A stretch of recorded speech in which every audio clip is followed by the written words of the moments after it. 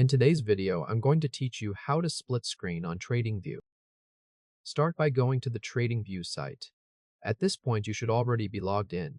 Once you're in, you'll land on the main dashboard, which is the starting place for opening the chart layout tools. Move to the top navigation bar and click Products. A drop-down menu will appear. From that menu, click Supercharts. Give the charting interface a moment to fully load. When it's ready, you should see one full-width chart on screen with the main toolbar running across the top. Now look along that top toolbar. Find the layout name area, which usually says unnamed until the layout has been saved. Just to the right of that, click the Select Layout icon. This is the small square icon divided into smaller sections.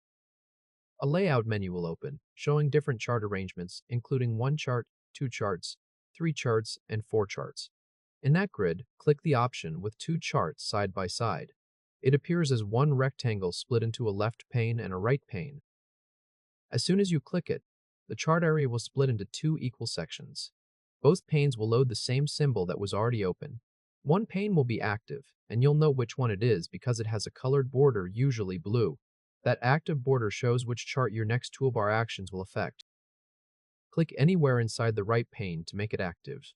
The colored outline should move over to that chart. Now go to the top left of the right pane's toolbar and click the symbol name. In the search box that opens, type ETHUSD, then press Enter, or click the matching result from the list. The right pane will now switch to that symbol, while the left pane stays on the original one.